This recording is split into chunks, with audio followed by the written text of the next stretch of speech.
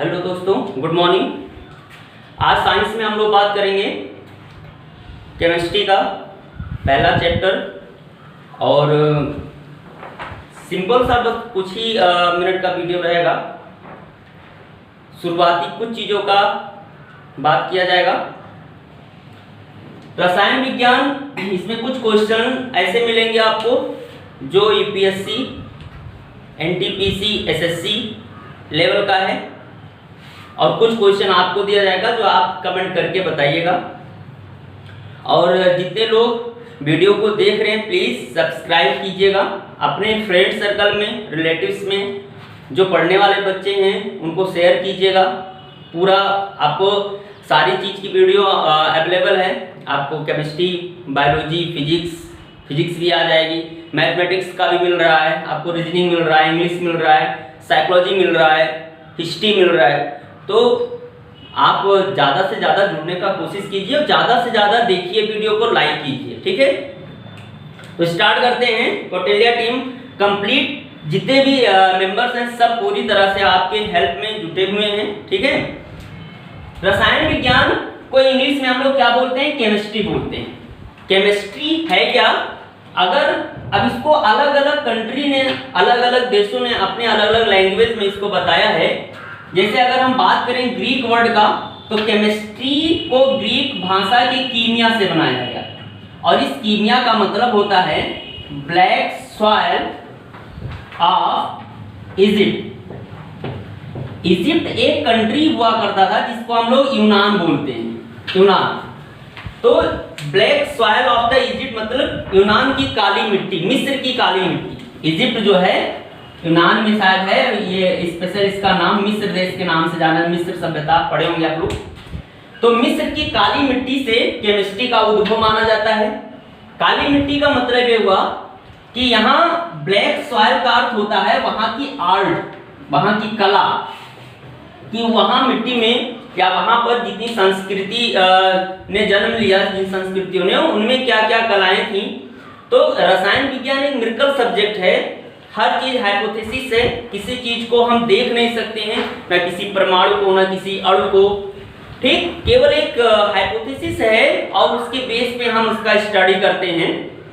तो chemistry word अगर Greek word में देखा जाए तो कीमिया से बना, और कीमिया का मतलब होता है black soil of the Egypt, और इसका मतलब होता है art of the Egypt, Egypt की कला, मिस्र की कला। अब केमिस्ट्री में सबसे पहला चैप्टर अगर हम कॉम्पिटिटिव लेवल पर देखें, स्टार्ट करें, तो हमारे लिए होता है मैटर। मैटर मतलब द्रव्य। द्रव्य क्या होता है? द्रव्य किससे कहते हैं? पूरा समस्त ब्रह्मांड एक द्रव्य है। द्रव्य और द्रव दो अलग अलग चीजें हैं। जो द्रव होता है, कंफ्यूजन आ जाता है हमेशा, द्रव जो है वो द्रव्य की एक अवस्था होती है। द्रव्य जो है, मैटर जो है, इसी से मिलकर पूरा ब्रह्मांड बना हुआ है। द्रव्य की कितनी अवस्थाएं हैं? अभी तक हम लोगों ने जो पढ़ा वो द्रव्य की 3 अवस्था पढ़ा, सॉलिड, लिक्विड और गैस स्टेट। मतलब ठोस अवस्था, द्रव अवस्था और गैस अवस्था। लेकिन अब जो निकल के आ रहा है एग्जाम में या बुकों में, अब जो मेंशन किया जा रहा है, 2 स्टेज का और मेंशन किया गया।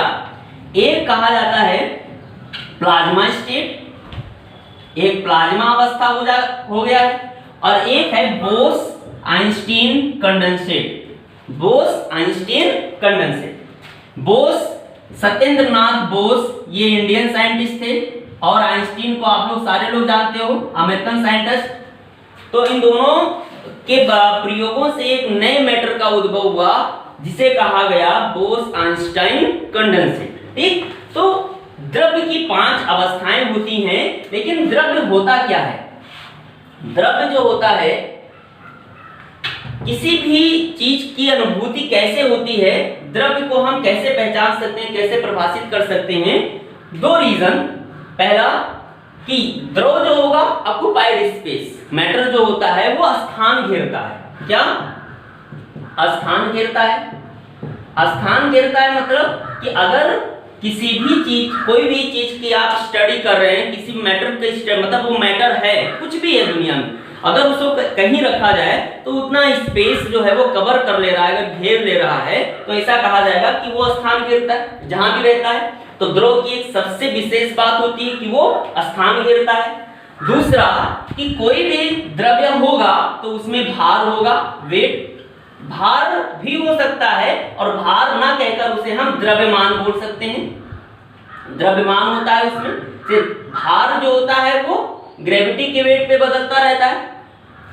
ग्रेविटी के कारण पृथ्वी पर किसी चीज का भार कुछ और है, लेकिन चंद्रमा पर कुछ और है, मंगल पर कुछ और है, लेकिन द्रव्यमान जो होता है किसी भी वस्तु का या किसी भी पदार्थ का, वो बिल्कुल सेम होता है, एक समान होता है। इसमें हम लोग बात करेंगे आगे कि द्रव्यमान क्या है और भार क्या होता है। तो पहला घटना क्या है कि वो स्थान घेरता है, इसमें ऑक्युपाइड स्पेस मतलब स्थान घेरने की क्षमता जो द्रव्य होता है। दूसरा, द्रव्य अगर है तो उसमें द्रव्यमान होगा, और तीसरा, द्रव्य अगर है तो द्रव्य को हम क्या फील कर सकते हैं, उसमें फीलिंग प्रॉपर्टी हो, मतलब हम अपने ज्ञानेंद्रियों के द्वारा उसे महसूस कर सकते हैं। मतलब हम अपने ज्ञानेंद्रियों के द्वारा उसे क्या कर सकते हैं, महसूस कर सकते हैं। और महसूस कैसे किया जाता है, फीलिंग कैसे, जैसे अब ज्ञानेंद्रियां कितनी है, 5, आंख, नाक, कान, त्वचा, जीभ। आंख से किसी चीज को देखकर फील हो सकता है, कान से किसी चीज को सुनकर, या त्वचा से हम स्पर्श करके किसी चीज का फीलिंग कर सकते हैं, चाहे वो वायु हो, चाहे वो ठोस हो, चाहे वो द्रव हो। तो ऐसा कुछ है तो वो किस में आ जाता है, वो द्रव्य में आ जाता है। तो द्रव्य वह होती है जो स्थान घेरती है, जिसमें भार होता है, जिसे हम अपनी ज्ञानेंद्रियों के द्वारा महसूस कर सकते हैं, उसे हम द्रव्य कहते हैं। अच्छा, ये तो एक सिंपल घटना है जो हम लोग बहुत शुरुआत 0 लेवल पे हम स्टडी करते हैं।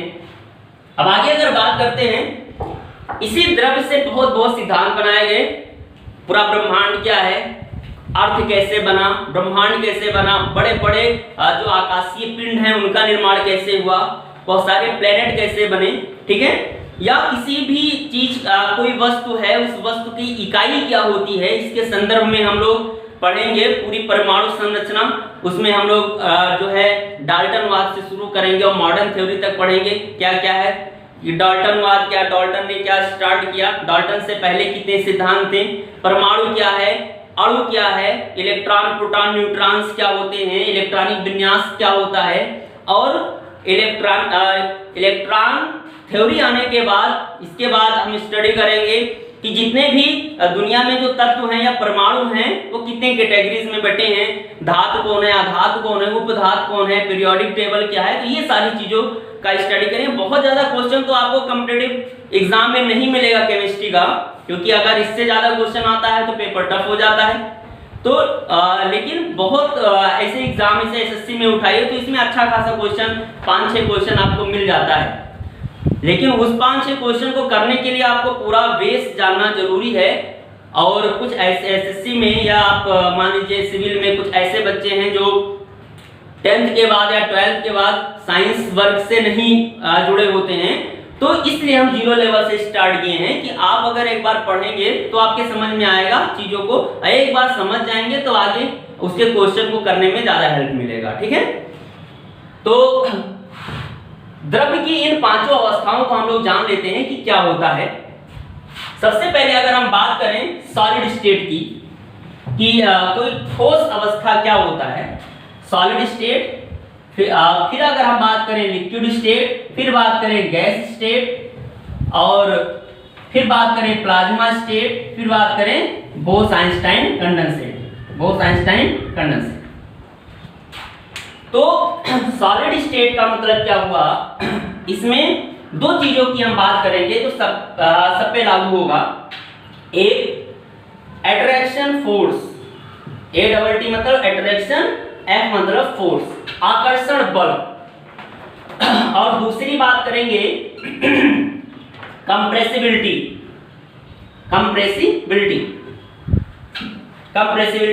और तीसरी बात करेंगे इसमें जो अंतराणुक स्थान होते हैं, अंतराणुक स्थान। सबसे इंपॉर्टेंट चीज ये होता है एट्रैक्शन, जैसे कोई भी पदार्थ आप उठाएंगे, किसी द्रव्य की बात करेंगे तो ये समझ, जैसे ये मार्कर है, प्लाईबोर्ड है, तो ये क्या है, अगर इसकी इकाई तक हम जाएं तो ये पता चलेगा वो सब छोटी छोटी यूनिट से मिलकर बना होता है, छोटी छोटी कुछ संरचनाएं हैं जो आपस में ऐसे जुड़ी होती। इसको जैसे इसमें अभी इसको आप तोड़ते जाइए प्लाईबोर्ड को, तो एक यूनिट आपको मिलेगी। घर है, घर की संरचना की इकाई क्या है, एक ईंट है। बहुत सारे ईंटों को रखा गया, दीवार बन गया, दीवार से उस पे छत डाला गया, घर बन गया। तो ऐसे उस घर की इकाई जैसे ईंट है, ऐसे इसकी भी कोई अपनी इकाई होगी, इस मार्कर की अपनी कोई इकाई होगी, किसी भी धातु या आधात या कोई भी चीज जो आपको दुनिया में दिखाई देती है उसकी कोई इकाई होगी, और उन इकाइयों के आपस में जुड़ने से, आपस में लगने से एक सिस्टमेटिक कंडीशन बन जाता है, जिसको हम इतने भागों में पढ़ सकते हैं और बांट सकते हैं। ठीक, उसको हम क्या कहते हैं, अणु कहते हैं या परमाणु कहते हैं या कोई भी यूनिट कहते हैं। ठीक है, तो अभी हम अणु मान लें कि छोटे छोटे अणुओं के जुड़ने से आपस में चीजें बनती हैं। अट्रैक्शन सॉलिड चीज की अगर हम बात करें, सॉलिड चीज की बात करें तो ठोस उसे कहा जाता है जिनके जो कंस्टिट्यूएंट पार्टिकल हैं, अवयवी क्या कहते हैं हिंदी में, अवयव, जो कंस्टिट्यूएंट पार्टिकल हैं या जो अणु हैं, इनके अणु बहुत ही घनिष्ठ से, बहुत ही कम दूरी में एक दूसरे से लगे होते हैं। इनका अगर मॉलिक्यूलर स्ट्रक्चर देखा जाएगा तो आपको मिलेगा कि इनके बीच में एक अणु और दूसरे अणु के बीच में जो गैपिंग है वो बहुत ही कम होती है। बहुत ही कम होने का मतलब कि यहाँ पर जो अट्रैक्शन फोर्स की अगर हम बात करें, आकर्षण बल की बात करें, तो आकर्षण बल बहुत ज्यादा होता है। दो अणुओं के बीच लगने वाला जो फोर्स होता है बहुत ज्यादा होता है। अब अगर दो अणुओं के बीच लगने वाला फोर्स बहुत ज्यादा होगा तो इनके बीच की जो दूरी होगी वो बहुत कम हो जाएगी। इसका मतलब ये, अगर हम रेडियस की बात करें कि दो अणुओं के बीच की दूरी बात करें तो क्या हो जाएगा, बहुत कम हो जाएगा। और अगर दूरी बहुत कम हो जाएगी तो इनकी जो डेंसिटी है, डेंसिटी मतलब घनत्व जो है, वो घनत्व क्या हो जाएगा, ज्यादा हो जाएगा। तो अट्रैक्शन फोर्स बढ़ने के कारण ऐसे क्वेश्चन को सॉल्व करेंगे, बहुत आ जाएगा। 3-4 ऑप्शन दे दिया, पूछा निम्नलिखित में से किसका घनत्व सबसे ज्यादा होता है, तो ठोस का घनत्व द्रव से ज्यादा होगा, द्रव का घनत्व गैस से ज्यादा होगा। तो यहाँ पर अट्रैक्शन फोर्स ज्यादा होगा तो दूरी कम होगा अणुओं के बीच, और दूरी कम होगा तो उसकी डेंसिटी बहुत ज्यादा होगा, घनत्व बहुत ज्यादा। और अगर सर घनत्व कभी ज्यादा हो गया किसी चीज का तो उसका मेल्टिंग पॉइंट भी बहुत ज्यादा होगा, गलनांक भी बहुत ज्यादा होगा, और बॉइलिंग पॉइंट अगर बात करेंगे क्वथनांक तो वो भी बहुत ज्यादा होगा। तो एक चीज से इतने सारे क्वेश्चन आपको मिल जाएंगे कभी भी। कुछ एक्सेप्शन है, उसकी बात हम बाद में करेंगे कि अगर किसी भी पदार्थ के बीच में उनके अणुओं का जो अंतराणुक बल है, जो अट्रैक्शन फोर्स है, वो बहुत ज्यादा है तो दूरी बहुत कम होगी, डेंसिटी बहुत ज्यादा होगा, मेल्टिंग पॉइंट बहुत ज्यादा होगा, बॉइलिंग पॉइंट बहुत ज्यादा होगा। ठीक, अब एक बात, दूसरी बात एक आती है कंप्रेसिबिलिटी। कंप्रेसिबिलिटी को हिंदी में कुछ कहते हैं संपीड्यता। संपीड्यता का मतलब ये हुआ, जैसे आपने स्प्रिंग देखा, स्प्रिंग फैला हुआ है, अगर फोर्स लगाकर उस स्प्रिंग को बहुत सिकोड़ दिया जाए तो कहा जाएगा कि कंप्रेस हो गया। जैसे आप तो इस समय मल्टीमीडिया के जमाने में हैं, जैसे आपने कोई बड़ा सा वीडियो बनाया ज्यादा एमबी का, 1 GB का वीडियो है, अब उस 1 GB को वीडियो को आपको यूट्यूब पर डाउनलोड करना है, अपडेट करना है या कहीं किसी को भेजना है तो बहुत समय लग जाएगा, बहुत ज्यादा जीबी आपका, बहुत ज्यादा एमबी आपका खत्म हो जाएगा। तो आप क्या करते हैं, प्ले स्टोर से कुछ डाउनलोड करते हैं, कोई ऐप डाउनलोड करते हैं कि उस वीडियो को कंप्रेस कर देता है। कंप्रेस का मतलब कि जो 1 GB का वीडियो हुआ करता था उसको लाकर 50 MB या 100 MB में कन्वर्ट कर दिया। तो उसको वो चीज क्या है, कंप्रेसिबिलिटी की, बहुत बड़ी सी चीज को सिकोड़ कर वो छोटा कर दे। तो कंप्रेसिबिलिटी की तुलना, कंप्रेसिबिलिटी की अगर बात करेंगे तो कंप्रेसिबिलिटी जो सॉलिड है, सॉलिड में कंप्रेसिबिलिटी सबसे कम होती है। संपीड्यता की अगर बात करें तो ये हमेशा एक पॉइंट हमेशा ये याद रखना कि अगर हम कंप्रेसिबिलिटी की बात करेंगे, संपीड्यता की बात करेंगे, संपीड्यता, तो संपीड्यता जो होगा वो सॉलिड में सबसे कम होगा, सॉलिड में सबसे कम होगा। किसी भी, अब ये सॉलिड है तो इसको हम दबाकर बहुत ज्यादा, चाहे जितना फोर्स लगाएं, अब इतना बहुत ज्यादा फोर्स लगाएंगे तो टूट जाएगा, ब्रेक कर जाएगा, लेकिन ये कंप्रेस नहीं होगा, सिकुड़ेगा नहीं। ठीक, तो इतने क्वेश्चन कि अट्रैक्शन फोर्स इसमें सबसे ज्यादा होता है तो कंप्रेसिबिलिटी सबसे कम होती है, तो अंतरालों का स्थान, अगर अट्रैक्शन फोर्स ज्यादा है तो स्थान रेडियस बहुत कम हो जाएगा। ठीक है, तो ये सॉलिड की अपनी। अच्छा, अब जो प्रारंभिक में आप पढ़ते आए हैं उनकी भी बात कर ले। प्रारंभिक में हम लोग क्या पढ़ते आए हैं कि अच्छा ये चीजें जो आपने पढ़ा, ये मॉडर्न टाइम की पढ़ाई है जो आपके कॉम्पिटिटिव लेवल या आपके एग्जाम में बहुत इंपॉर्टेंट है। ठीक है, पुरानी पढ़ाई हमारी क्या है कि ठोस वो होता है जिसका क्या कहते हैं, जिसमें फिक्स द्रव्यमान होता है, जिसका अगर द्रव्यमान देखा जाए तो बिल्कुल फिक्स होगा, आयतन अगर देखा जाए तो बिल्कुल फिक्स होगा, साइज अगर देखा जाए तो बिल्कुल फिक्स होगा। ठीक है, शेप अगर देखा जाए, आकार शेप, तो वो भी बिल्कुल फिक्स होगा। ठीक, जिसका द्रव्यमान आयतन निश्चित होता है, निश्चित का मतलब बिल्कुल फिक्स होता है, कांस्टेंट होता है, साइज कांस्टेंट होता है ऑलवेज। अगर कोई बाह्य फोर्स ना लगाया जाए, बाहर से कोई बल ना लगाया जाए, कोई एक्सटर्नल फैक्टर ना दिया जाए, तो ठोस उसे कहा गया है जिसका द्रव्यमान फिक्स होता है। द्रव्यमान फिक्स होने का मतलब कि ये मार्कर अगर आज इतना है तो कल भी आपको ऐसे ही मिलेगा, परसों भी आपको ऐसे मिलेगा, ना इससे बड़ा होगा, ना इससे छोटा होगा, ना इससे हल्का होगा, ना इससे भारी होगा। अगर इसमें कोई परिवर्तन बाहर से ना किया जाए, इसको ऐसे एज इट रख दिया जाए तो। ठीक है, तो द्रव्यमान फिक्स है। द्रव्यमान फिक्स मतलब आयतन भी इसका फिक्स होगा, लंबाई चौड़ाई ऊंचाई जो इसका जितना है वो उतना ही रहेगा अगर इसको काटा पीटा ना जाए तो। और अगर आयतन फिक्स है तो उसकी साइज और उसका शेप, इसका आकार भी क्या होगा, फिक्स होगा। तो ठोस वो होता है जिसका द्रव्यमान, जिसका आयतन, जिसका आकार और जिसकी आकृति बिल्कुल निश्चित होती है, बिल्कुल फिक्स होती है। तो इतने क्वेश्चन हमारे सॉलिड पे बन जाते हैं। सॉलिड का एग्जांपल आप सबको पता है। ठीक, और बहुत सारी चीजें, सुचालक कुचालक की बात करेंगे। इसमें बहुत सारे ऐसे सॉलिड होते हैं जो कुचालक भी होते हैं, बहुत सारे होते हैं जो सुचालक भी होते हैं। ठीक है, तो ये अगला हम बात करें लिक्विड स्टेट की।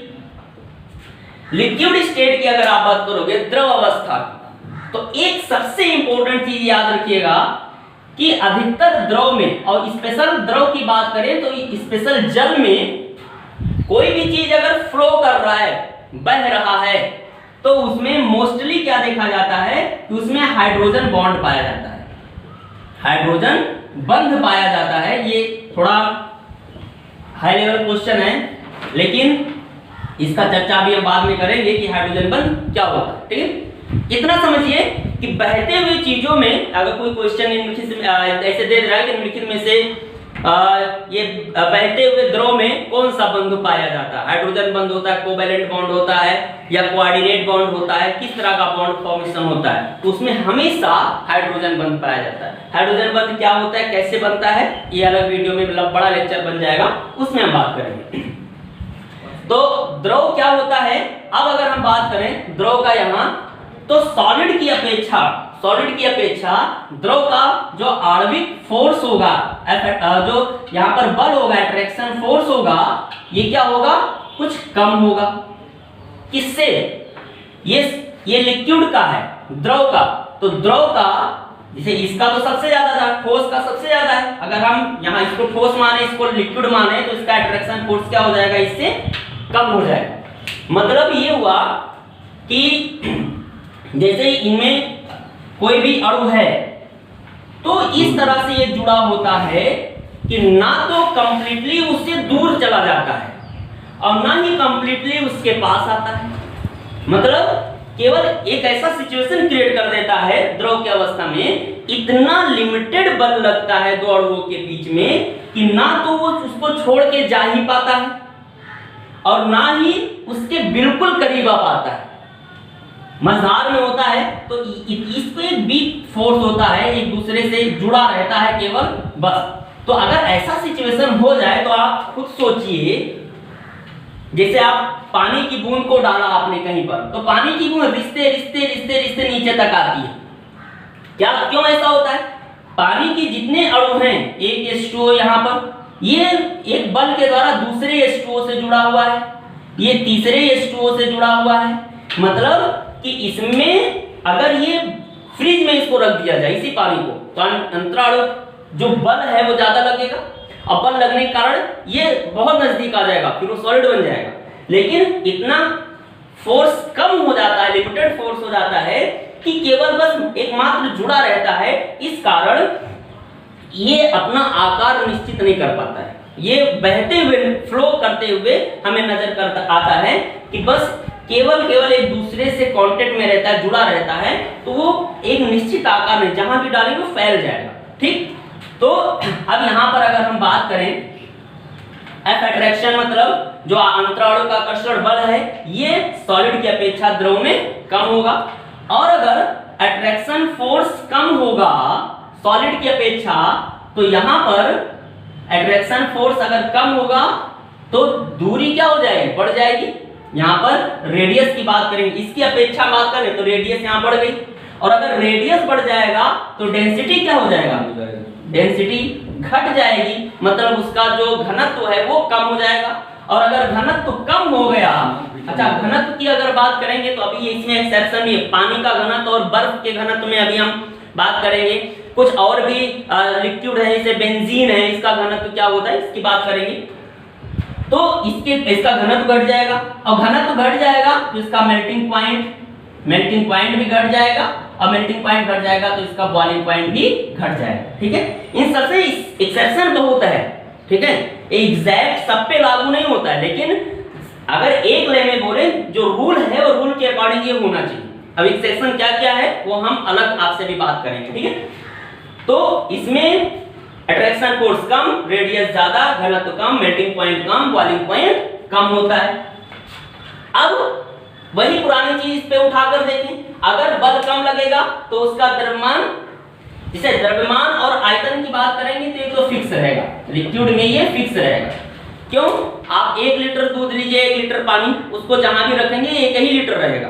ये नहीं कि आपने उसको एक मग में रख दिया तो 1 लीटर है, आपने उसको किसी फ्राई पैन में रख दिया तो वो 2 लीटर या आधा लीटर हो जाए, ऐसा नहीं रहेगा। उतना उसका द्रव्यमान, लंबाई, चौड़ाई, ऊंचाई, जो भी उसका जो द्रव्यमान है वो, और उसका जो आयतन है वो बिल्कुल फिक्स रहता है। ठीक है, साइज और शेप इसका फिक्स नहीं रहता है। क्यों, क्योंकि इसमें अट्रैक्शन फोर्स इतना कम है कि इसका साइज और शेप फिक्स नहीं हो पाता है। पानी को अगर ग्लास में रखोगे तो ग्लास का आकार, उसको लोटे में रख दिया तो लोटा का आकार, क्योंकि उसका अपना कोई जो है स्ट्रेंथ नहीं है। आपके शरीर है, शरीर के अंदर की हड्डियों को निकाल दीजिए तो आपके शरीर का कोई आकार नहीं बनेगा। तो इस तरह से इसमें सॉलिडनेस बहुत कम हो जाती है, जिसके कारण ये आकार नहीं बना पाता है। तो यहाँ पर अगर हम लिक्विड की बात करेंगे तो केवल द्रव्यमान और आयतन फिक्स होता है, बाकी साइज और शेप ये दोनों जो है बदलता रहता है। ठीक, तो ये इसकी बात हो गई।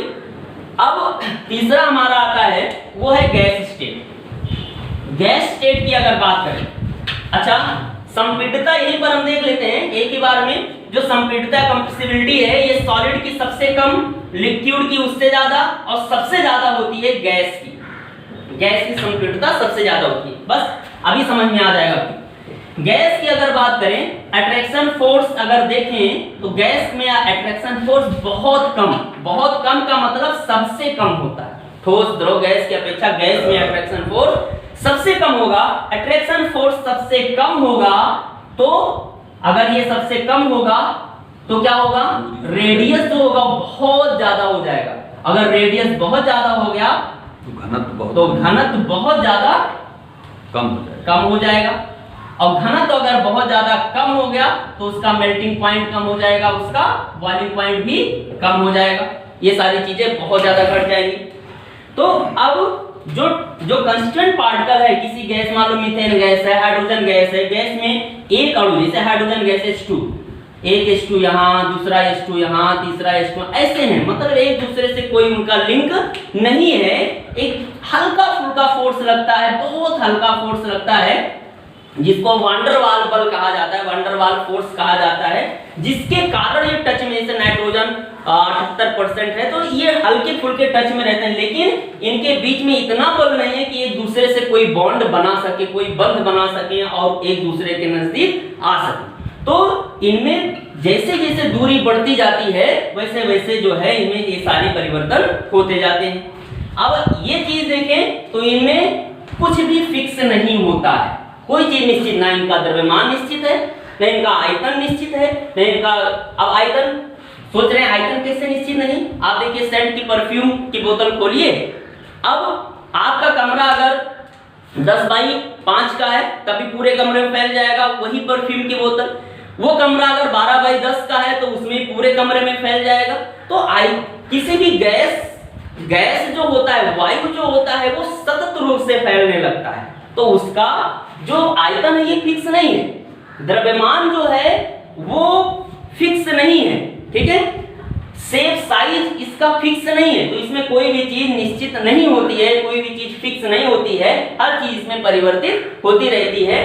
और इस गैस के ऊपर बहुत सारे क्वेश्चन हम लोग पढ़ेंगे, अलग अलग इंटरेस्टिंग क्वेश्चन बनता है जो एग्जाम में कई बार पूछा गया। तो ये गैस की बात हो गई, ठीक है। अब संपीड़ितता में देखिए, सॉलिड को तो आप बिल्कुल नहीं दबा सकते, संपीड़ितता के केस में, कंप्रेसिबिलिटी के केस में द्रव को हल्का फुल्का कंप्रेस किया जा सकता है, बहुत ही ज्यादा नहीं लेकिन हल्का उसको कंप्रेस किया जा सकता है, लेकिन गैस को बहुत ज्यादा कंप्रेस किया जा सकता है। यही कारण होता है कि आप देखिए जो सिलेंडर होती, गैस की सिलेंडर जो होती है, कोई जरूरी नहीं कि आपका 5 लीटर का सिलेंडर उसमें 5 ही लीटर आए, ये तो एक अपनी सुरक्षा के लिए उसमें 5 लीटर ही डाला जाता है, लेकिन 5 लीटर गैस अगर उसमें उसका, मान लीजिए किसी सिलेंडर का, कोई सिलेंडर है, इस सिलेंडर का आयतन 5 लीटर है, तो क्या इसमें 5 ही लीटर गैस भर सकते हैं? नहीं, अगर इसमें आप 7 लीटर गैस भरेंगे तभी ये आ जाएगा। मतलब कंप्रेसिबिलिटी इसमें बस क्या होगा, जैसे जैसे कंप्रेसिबिलिटी बढ़ेगा वैसे वैसे प्रेशर बढ़ता जाएगा, प्रेशर बढ़ता जाएगा और इसमें जो है 5 लीटर के बजाय आप 7 लीटर गैस को भी भर सकते हैं, और प्रेशर बहुत ज्यादा हो जाएगा तो ब्लास्ट कर जाएगा। लेकिन ये चीज आप द्रव में नहीं कर सकते हो कि 5 लीटर का कोई बर्तन है और उसमें आप 6 लीटर पानी भरो, ऐसा नहीं हो पाएगा, सॉलिड में नहीं कर सकते हो। तो कंप्रेसिबिलिटी की अगर संपीड़ितता की बात की जाएगी तो जो गैस अवस्था है, गैसों की संपीड़ितता सबसे ज्यादा होती है, चीज दिमाग में बिल्कुल रख लीजिएगा, ठीक। तो गैसों की संपीड़ितता सबसे ज्यादा पाई जाती है, बहुत सारे बार एग्जाम में चीज पूछा गया, ठीक है। तो अब जो 2 बचा है, ये बोस-आइंस्टाइन कंडेंसेट और प्लाज्मा स्टेट, इसकी बात हम बाद में करेंगे, तो वैसे वीडियो बहुत बड़ा हो गया है और उसको समझने के लिए भी कम से कम आधा घंटा लगेगा, वो बहुत इंटरेस्टिंग है, नेक्स्ट वीडियो में उसको हम लोग बात करेंगे। और इसमें जो भी चीजें हैं वो लिख लीजिएगा, जब हम क्वेश्चन की बात करेंगे, क्वेश्चन सेट करवाएंगे, तब आपको इसका समझ में आएगा कि कहाँ कैसे क्वेश्चन बनते हैं इस पे, ठीक है। पढ़ते रहिए, व्यस्त रहिए, मस्त रहिए, स्वस्थ रहिए। जय हिंद, जय भारत।